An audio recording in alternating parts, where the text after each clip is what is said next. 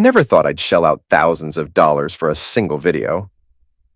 But there I was, leaning against my buddy's dented old truck, phone clutched in my hand, about to hand over 11,000 bucks to buy footage of my own wife cheating. Even in my wildest nightmares, I never envisioned I'd see her with not just one, but two male strippers, performing all sorts of explicit acts in a backstage dressing room. And that's only the tip of the iceberg. If you told me a month ago that I would eventually upload that same humiliating clip onto the internet for everyone to see, I would have punched you in the face. But let me rewind to where it all began. I'm a union electrician, 30 years old, father of two little girls.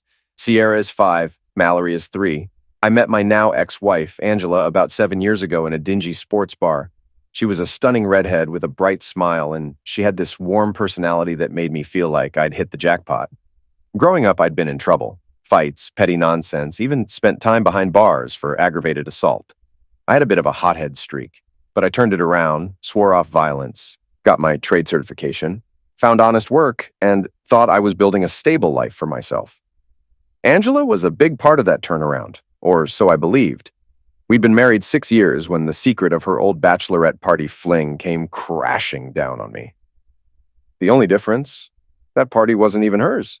It was her friend Nicole's, and it happened a full year before I popped the question. Angela claims we weren't even official back then, but that's not what I remembered. We'd been exclusive for about 7 months at the time, though not living together yet. She was that sweet, old-fashioned Irish Catholic girl who once told me, "I don't sleep around, I want something meaningful." For a long time, I admired her sense of dignity. I never imagined she'd get on her knees, half naked, with two random dancers on the same night she met them. How did I find out? From a friend of a friend, ironically. A guy named Ron, some ex-boyfriend of the woman who secretly filmed the entire fiasco. Ron and I aren't close. We barely knew each other in high school, but we share mutual acquaintances. His ex was at that bachelorette party, and suspicious that someone might cheat, or wanting to prove her own innocence, she recorded the madness.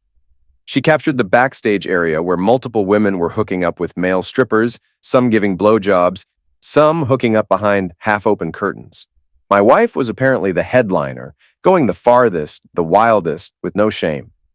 Ron sat on this material for years because he and his ex had sworn not to share it. But after they split, he decided it made for a hilarious story to show random dudes whenever he got drunk. The video was out there, circulating among everybody except me.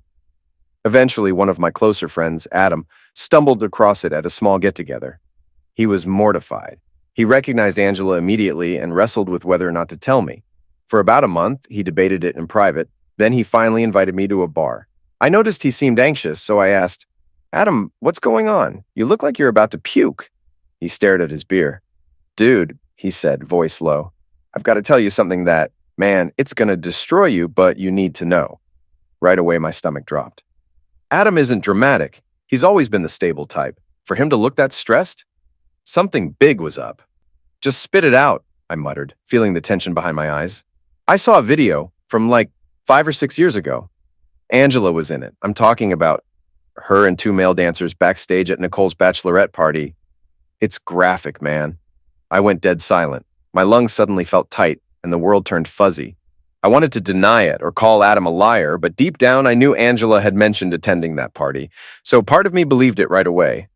Adam told me there was a guy, Ron, who had the full clip on his phone and sometimes passed it around.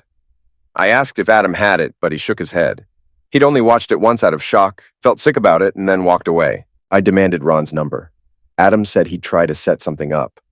That night, I went home in a daze, half wanting to confront Angela immediately, but also terrified of her reaction.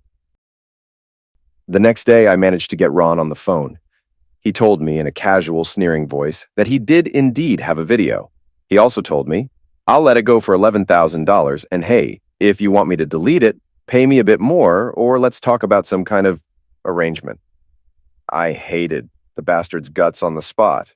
But then, ironically, I realized if I bought it, at least I'd own it. I'd have some measure of control over who sees it again. Maybe I could get him to sign something. So I negotiated the extortion price down a little. We ended up at $11,000. I was desperate enough to do it. Sure enough, a week later, I wired the money to him, and he gave me a Dropbox link. My hands were shaking when I clicked.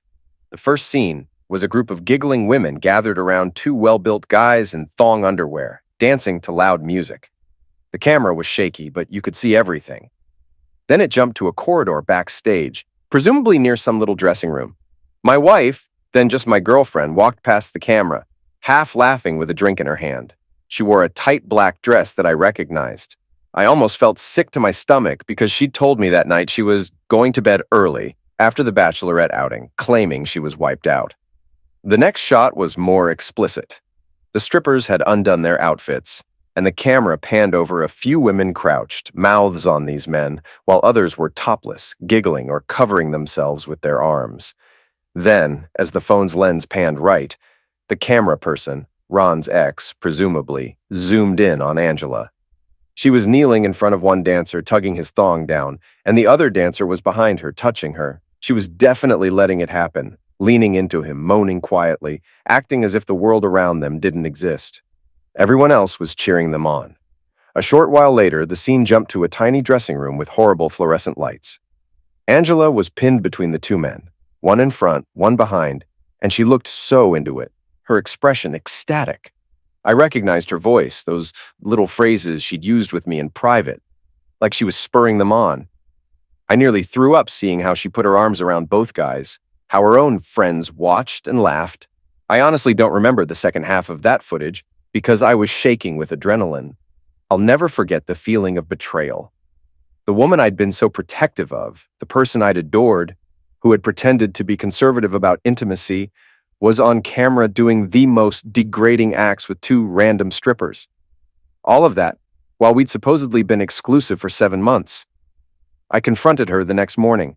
I was so angry I could barely speak. I ended up sobbing instead. She was alarmed, tried to hug me, but I shoved her off and said, "Don't touch me. I know, okay? I know about the bachelorette party. I saw the damn video." Her eyes went huge. At first she denied it, claimed it was fake, insisted it must be some weird revenge porn that had nothing to do with her.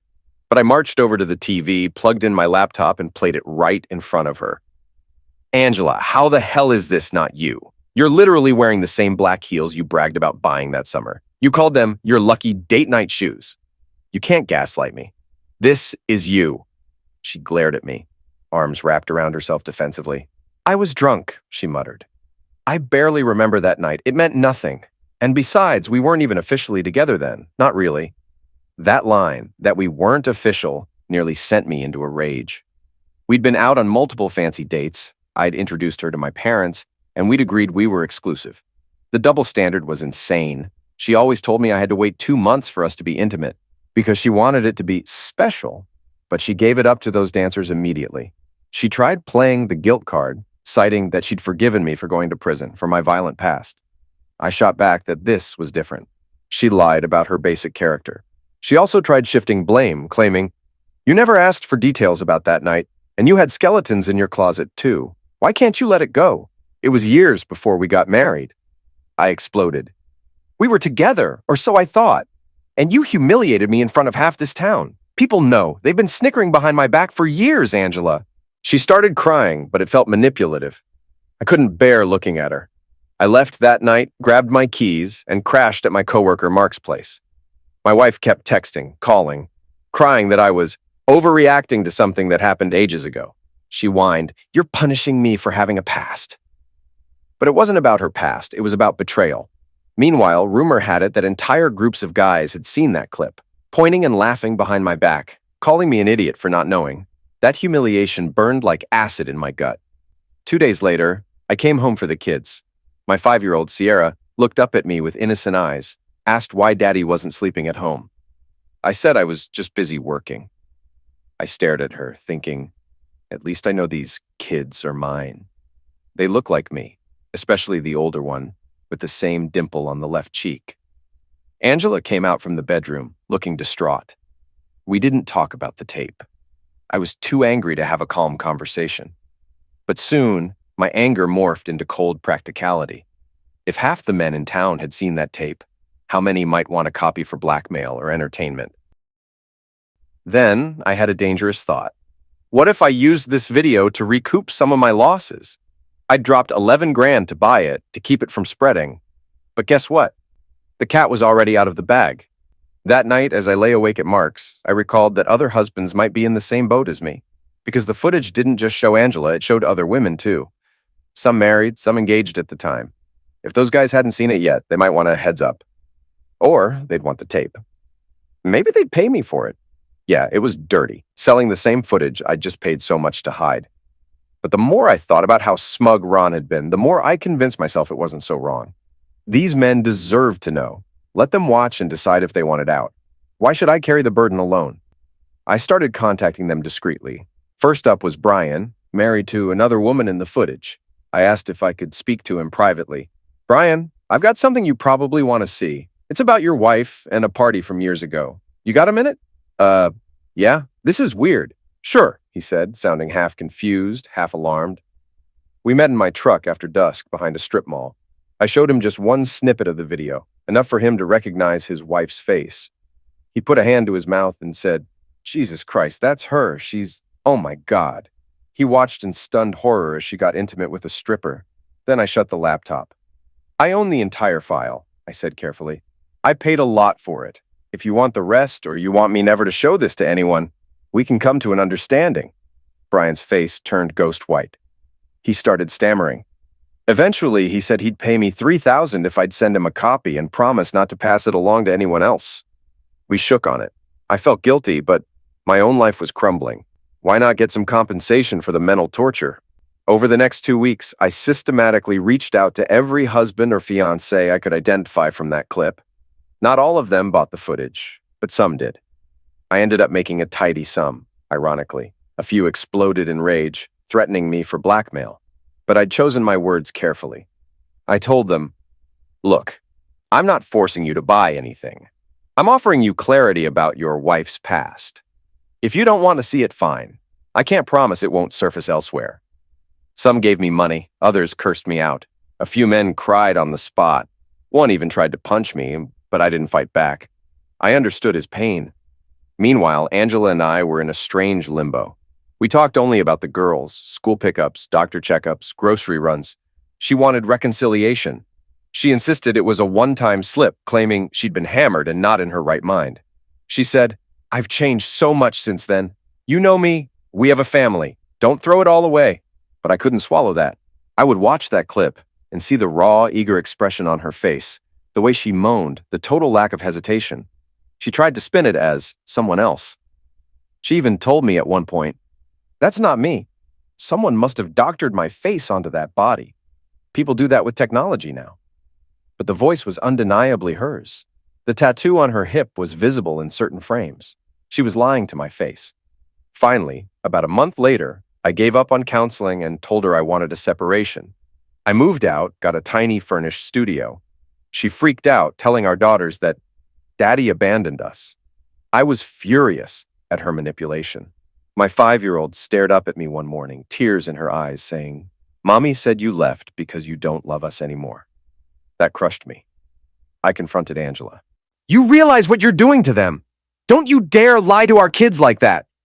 You walked out, she snapped. Now you blame me for how they feel? You're punishing me for an old mistake, and you're punishing them too. I wouldn't let her twist it. But the arguments grew toxic. Eventually, I told her we might as well file for divorce if she couldn't show real remorse. She just slumped, sighed, and in a trembling voice said, Fine. If you want to break this family, that's on you.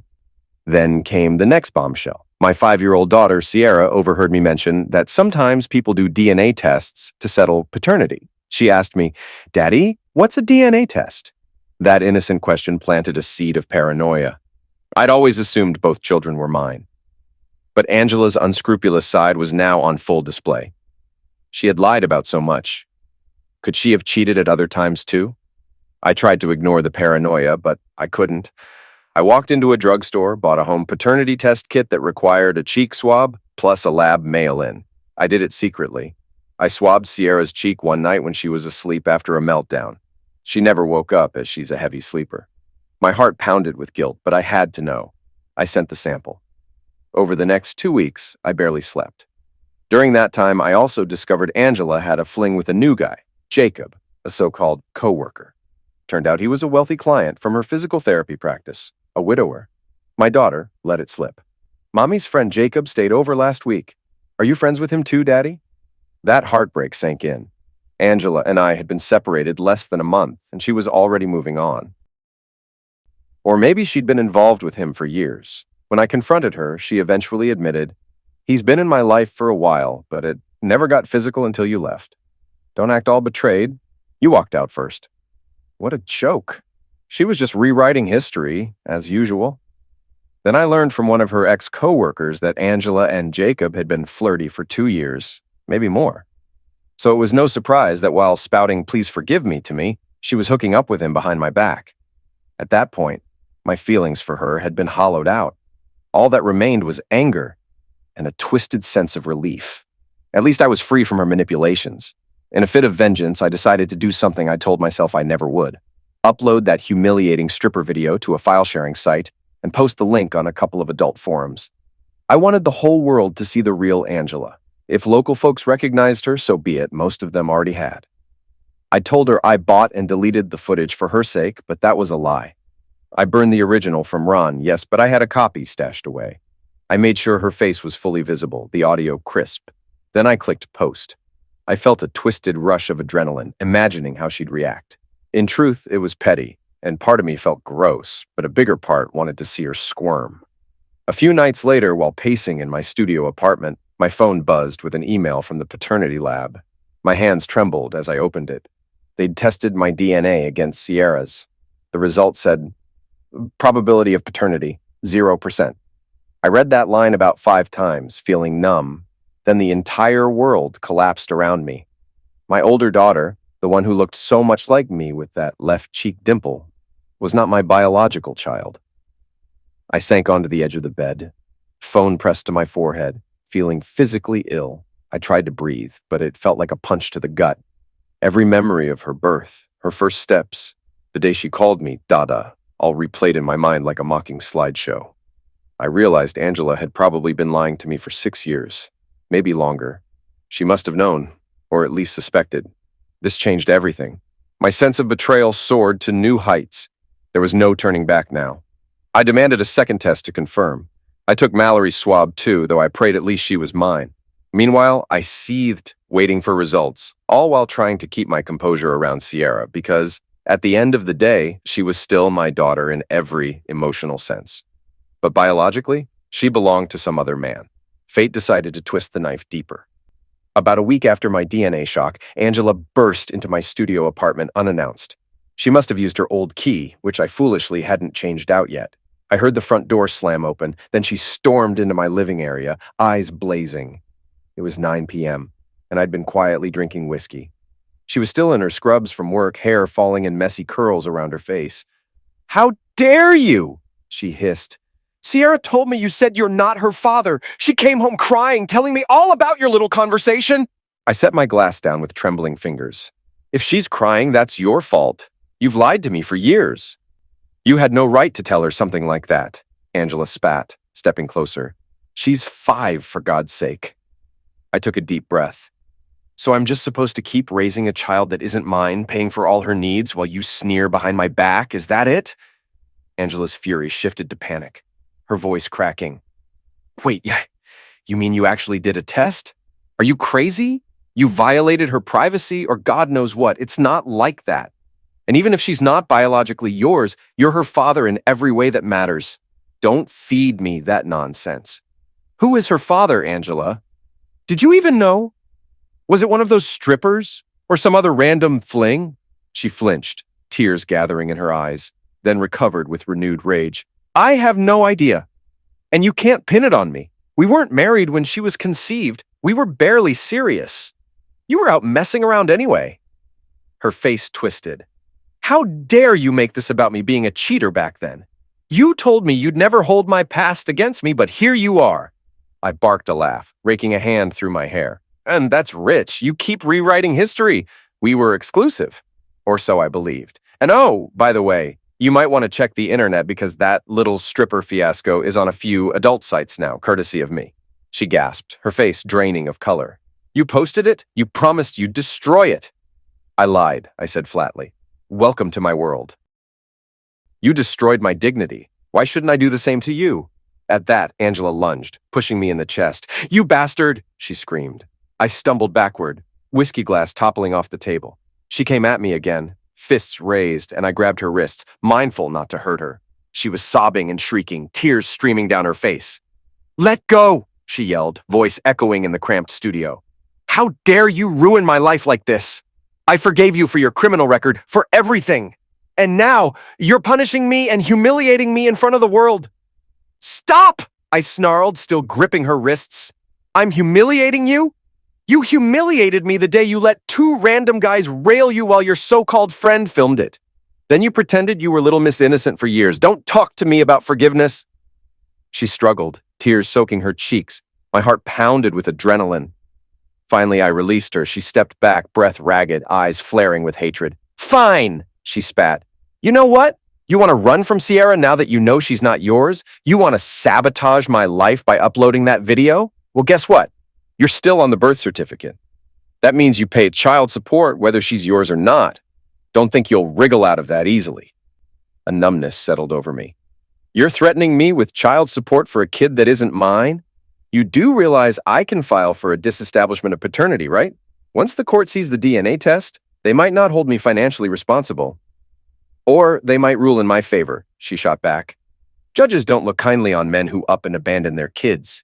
You were there at the hospital. You signed the forms. You claimed her as your own, all these years. I felt sick. She was cornering me. You're a piece of work, Angela. She swiped at her tears. I never told Sierra that you weren't her dad. Ever. I always believed you were until recently. Stop lying. My voice trembled with pent-up resentment. You must have known, or suspected, if you were hooking up with other men around the time she was conceived, you at least had some doubt. Her lip quivered. Even if I did, I prayed she was yours because I loved you, because I wanted to build a real family, and you're destroying everything. Just because I had a messed up moment years ago. I gave a harsh laugh. A messed up moment? That bachelorette fiasco is only one example. Then you started hooking up with Jacob. Are you going to say it's my fault too? I wouldn't have gone to him if you hadn't left me, she screamed. You left me alone with the kids. You walked out like a coward. A wave of exhaustion washed over me. Get out. Go back to your new boyfriend or keep lying to yourself, but get the hell out of my place. She lifted her chin, tears still streaming, and fixed me with a shaky glare. Mark my words, you'll regret pushing me away. When you're alone in this dump, you'll wish you'd forgiven me. I clenched my jaw. I can live with that. She spun around and stormed out, slamming the door so hard a framed photo on the wall rattled. I stared at that picture. Me, Angela, and the kids at the beach last summer. The perfect family photo. Now I knew it had been built on a foundation of lies. In the days that followed, I prepped for the next step. Once I got the final results from Mallory's DNA test, I'd make a decision about the future. Part of me dreaded that she might not be mine either. But I forced myself to function, going to work, focusing on side electrical projects. The money from selling the video to those other husbands had helped me pay off the hefty cost I'd coughed up to Ron. Ironic how I basically used the same clip to blackmail them that Ron had used to blackmail me. Adam called one evening. He asked if I'd heard about the clip popping up on the internet. I played dumb, said no clue. He then told me some local gossip had recognized Angela's face, and word was spreading fast. Don't you think that's going too far? Adam asked in a low voice. She's the mother of your kids. This could follow her for the rest of her life. I exhaled. I didn't say I posted it, man.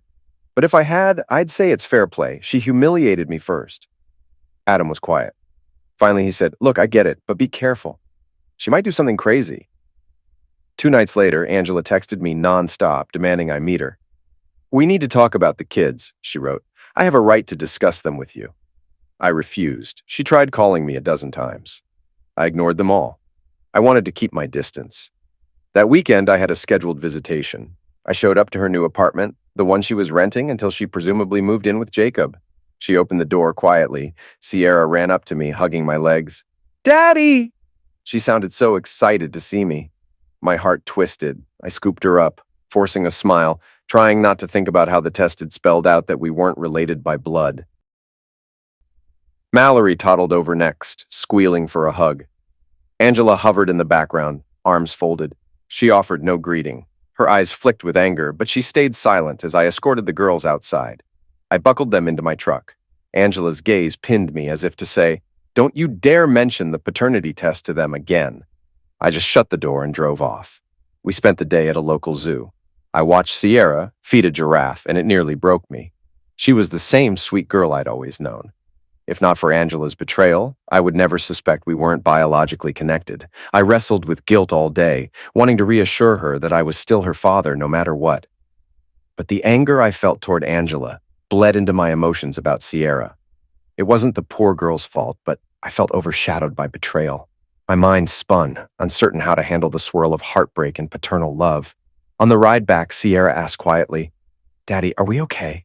She fidgeted with the straps on her booster seat. "Of course we are," I lied, reaching back to pat her foot. "Daddy's just been busy," she nodded, but her eyes flickered with doubt. We pulled up to Angela's place, and I helped the kids inside. To my surprise, Angela came out, hair pulled back, wearing sweats, looking exhausted. She shot me a look that held anger but also desperation. "Can we talk alone for a minute?" she asked, stepping outside to the hallway. "Fine," I said curtly, crossing my arms. She shut the door so the girls wouldn't hear us. Then she lowered her voice. "Look, I know you hate me right now, and I get it. But for Sierra's sake, you can't just tell her you're not her dad. That's traumatizing. We have to handle it more delicately." I stared at her in disgust. "And you think you handled it delicately by lying to me for years? I didn't know for sure." Her voice cracked. "I always believed you were the father. I told myself I just messed around once or twice, right before we got serious." "Once or twice?" I echoed bitterly. "Does that include the 2 dancers you let double team you at Nicole's party?" "That was a separate incident," she said, tears rimming her eyes again. "I'm not proud.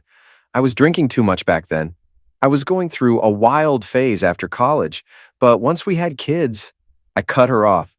"Don't feed me that. Let's get down to brass tacks. I'm going to fight child support for Sierra because I've got the lab results. If the court says I still have to pay, well, then I guess I'll have to, but not willingly. And Mallory's test is pending." Angela blanched. "You tested Mallory too?" "Hell yes, I did. I'm not taking your word on anything, not after all the lies. If she's not mine, that's game over." She gave a panicked shake of her head. "This is insane. I can't believe you'd do this to me. We built a life together and you're letting one old video." I scoffed.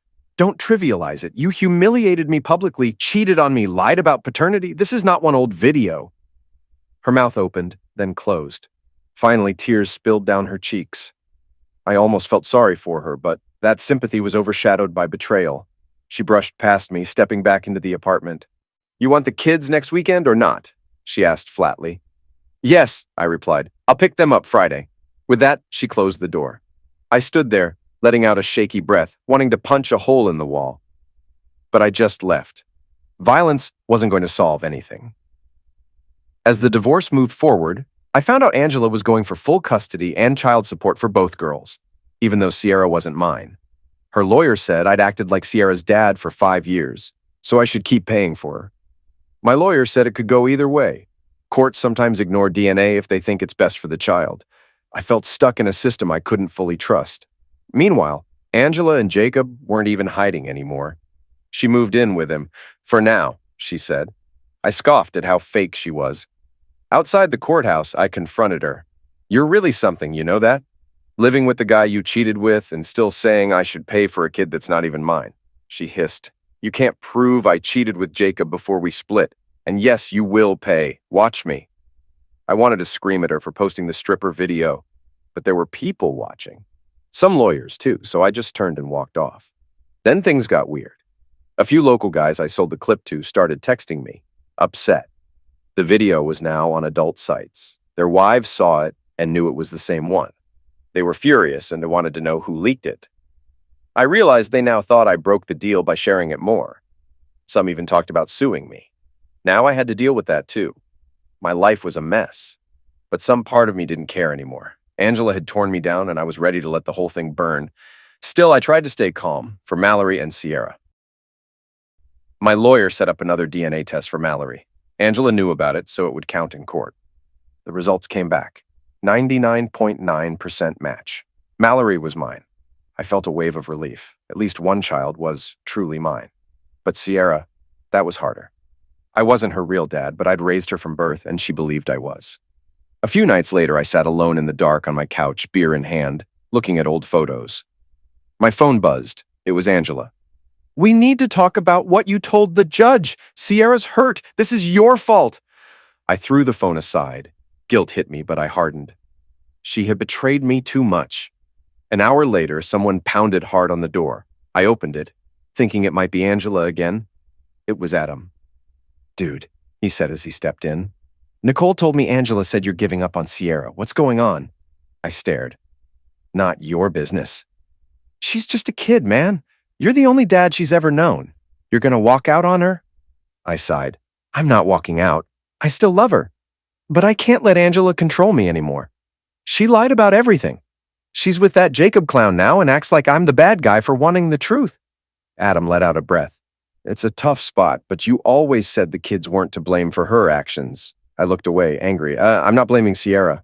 I need to figure this out in court.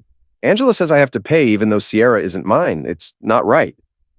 "Maybe you two can work out something that doesn't wreck the girls," Adam said. I shook my head. "She doesn't want to work anything out. She wants to win. I'm done with that." Adam stayed quiet, then gave my shoulder a quick squeeze. "I get it. Just don't lose yourself in the fight. Sierra doesn't deserve that." After he left, I played some music, trying to shut off my brain. My thoughts kept spinning about the video, the angry calls, the judge's scowl, and Sierra's face when I told her we might not be related. It was all too much. A few days later, I was half asleep in bed when my phone buzzed. It was an email from the lab doing Sierra's second court-ordered test, the one to confirm the first home kit. I sat up, heart racing. The result was clear. Probability of paternity, 0%. My whole body shook with anger and sadness. This was final. Sierra was not my daughter.